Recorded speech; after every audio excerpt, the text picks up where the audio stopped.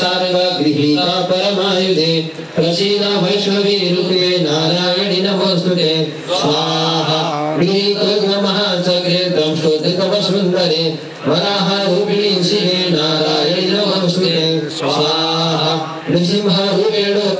हन्तुं दैत्यान् कृतकरे त्रैलोक्यत्राणसहिते नारायणि नमोस्तुते स्वाहा किरीटिनी महावज्रे सहस्रनयनोज्ज्वले विक्रकारहरे चैन्द्रे नारायणि नमोस्तुते स्वाहा शिवदूति स्वरूपेण हत दैत्य महाबले भूलरूपे महारावे नारायणि नमोस्तुते स्वाहा